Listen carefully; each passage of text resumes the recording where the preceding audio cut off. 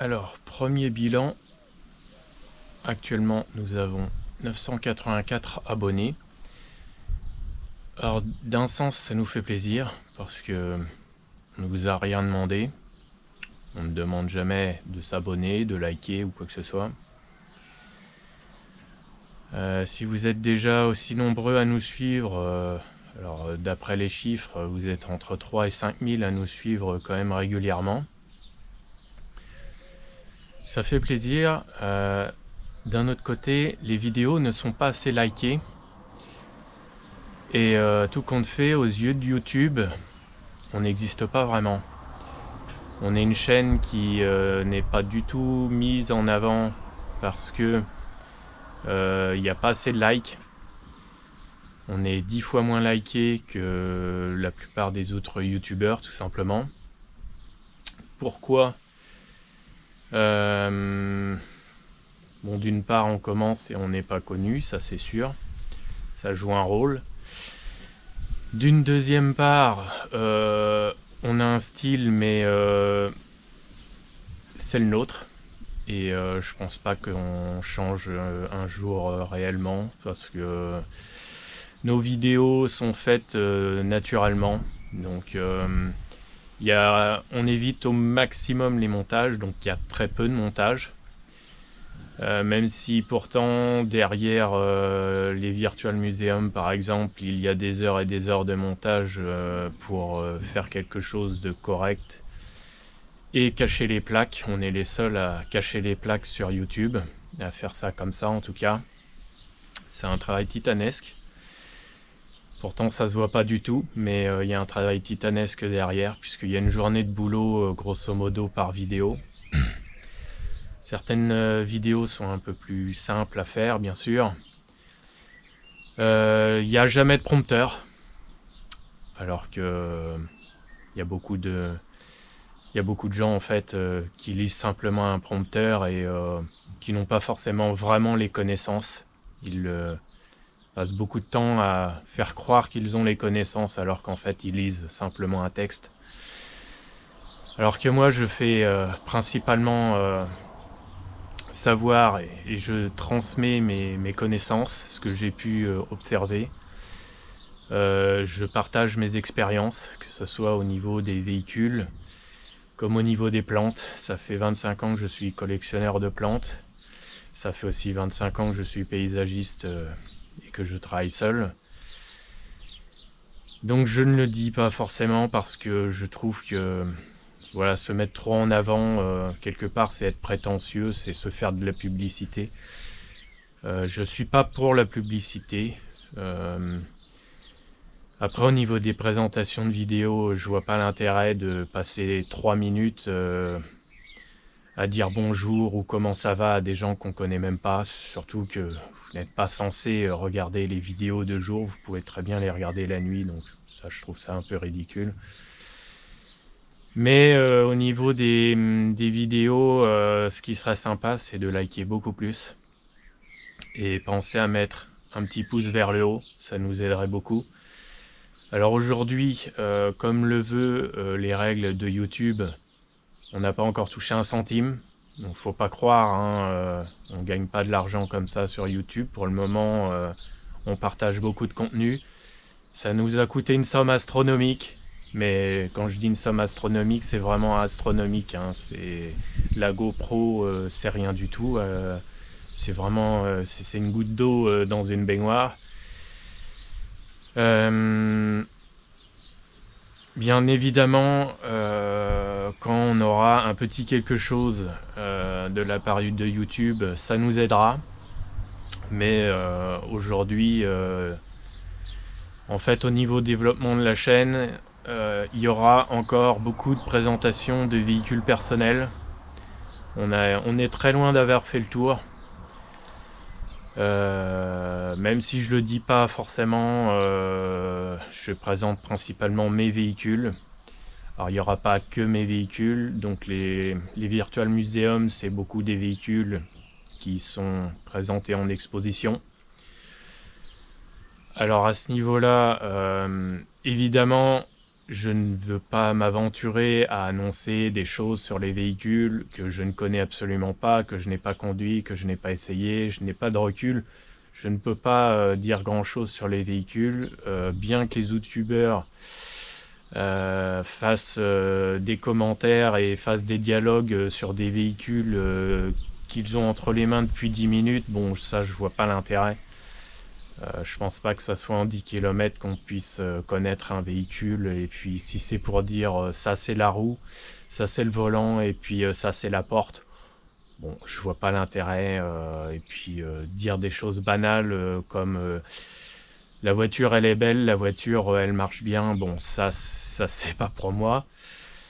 Au niveau des plantes, je transmets le maximum d'informations que j'ai, et je transmets tout ce que je sais à partir du moment où j'ai de l'expérience. Je le dis. Si je ne sais pas grand-chose sur la plante, je le dis aussi. Je vais pas m'aventurer trop dans des choses compliquées, ou si je sais pas, je ne sais pas, je vais pas. Je préfère laisser des flous. Alors bien évidemment, toutes les vidéos sont incomplètes. On pourrait faire des heures et des heures de vidéos sur chaque plante, sur chaque voiture. Comme vous avez pu le constater, les voitures sont coupées en petits morceaux. Alors certes, c'est intéressant et pas intéressant, parce que les vidéos peuvent sembler un peu ennuyeuse pour certains. Alors ça, je comprends. On va faire des montages. À ce niveau-là, on va changer un petit peu les choses.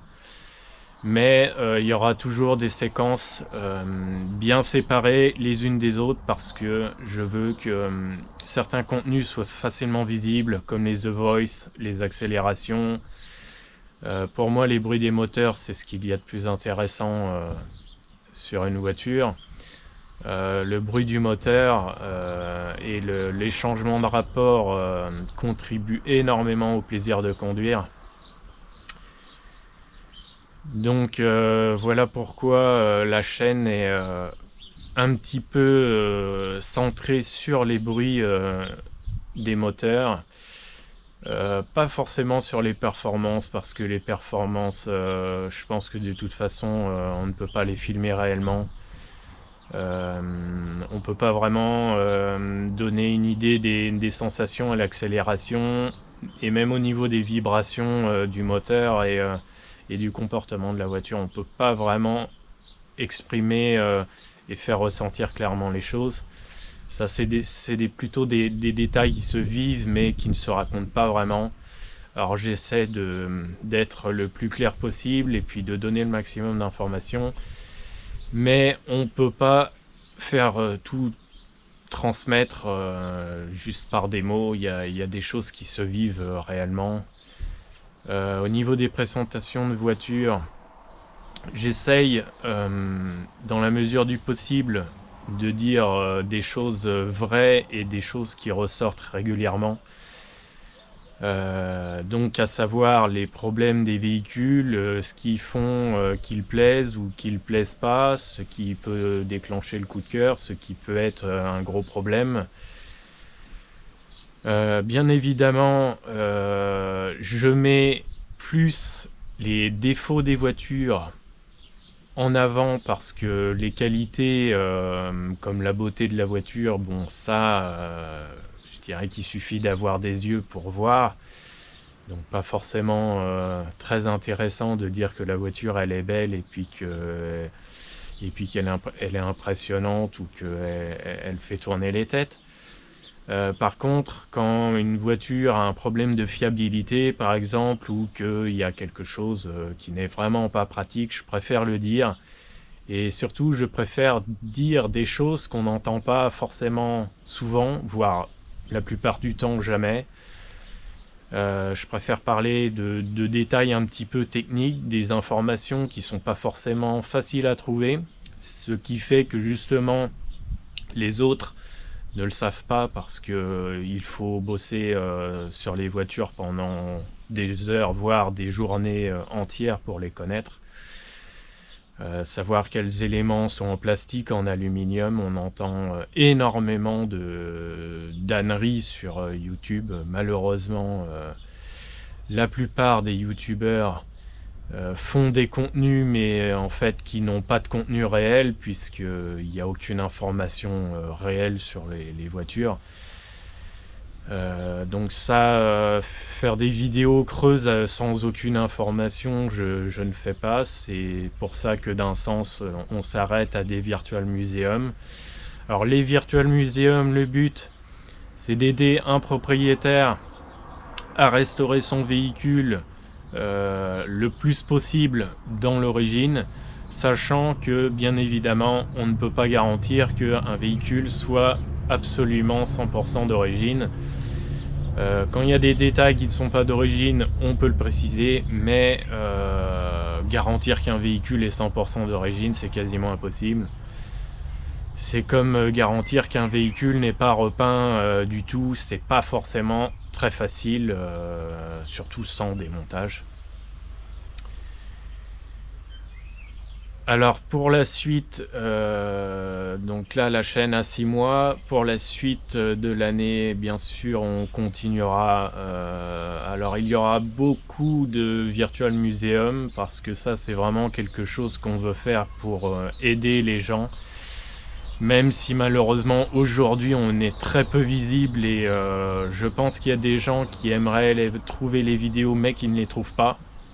Alors ça c'est à vous de liker pour aider les propriétaires à trouver les vidéos, parce que je pense que ça peut les aider, surtout qu'on prend vraiment tous les détails en gros plan, même le compartiment moteur. Donc il y aura principalement des présentations de véhicules à partir de l'automne. Là cet été, il y aura beaucoup de virtual museum. Présentation de plantes, puisque évidemment la végétation est magnifique au printemps-été, donc beaucoup plus de plantes à cette époque, surtout mai-juin. Et puis sinon on continuera dans un maximum de faire démo du proprio, parce que c'est ce qu'il y a quand même de plus intéressant, à prendre des petits détails. Alors le souci, c'est que les mots du proprio, c'est pas évident à faire, parce que bon, il y a de multiples facteurs qui font que on ne peut pas les faire.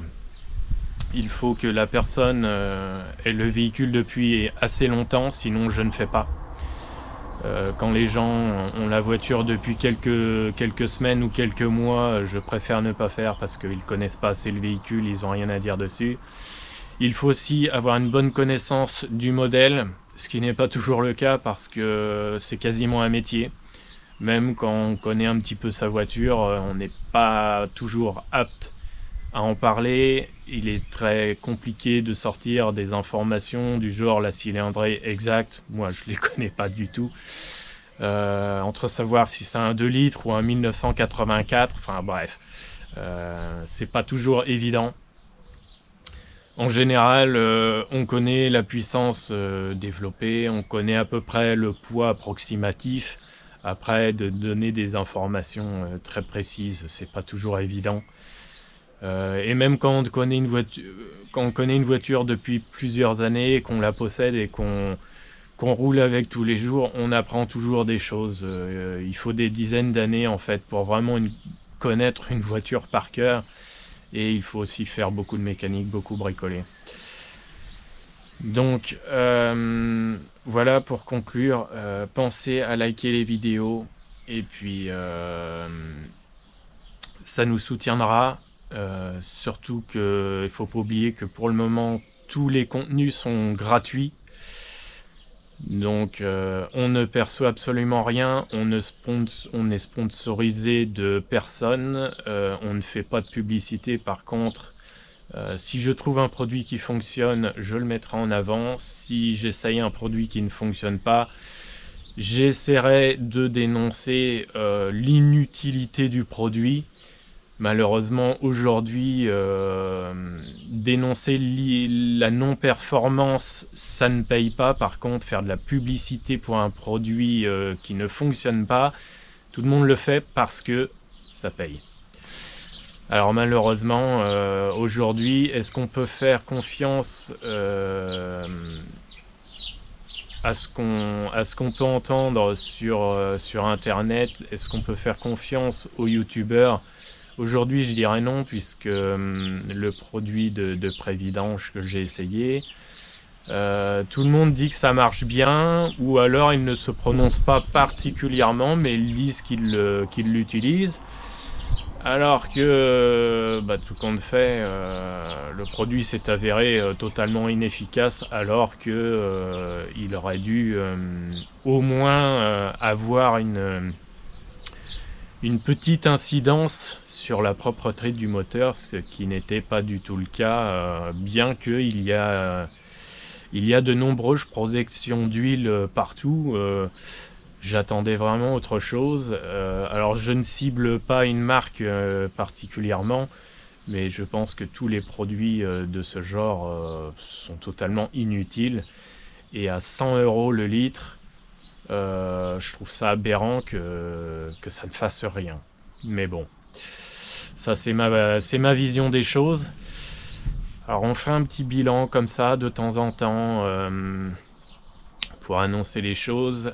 Pensez aussi à regarder les shorts, parce que vous êtes nombreux à me poser des questions, mais en fait toutes les réponses sont dans les vidéos. Si c'est pas dans les vidéos, c'est dans les commentaires. Si c'est pas dans les commentaires, c'est dans les shorts. Et il y a aussi de nombreux commentaires au niveau des shorts pour expliquer certains détails de l'avant, de l'arrière du véhicule, de l'intérieur. Tout n'est pas dans les vidéos longues. Les shorts sont aussi intéressants. C'est pas forcément que des vidéos pour annoncer les futures vidéos longues des véhicules ou des plantes. Et pensez surtout à liker les vidéos, ça nous soutiendra énormément.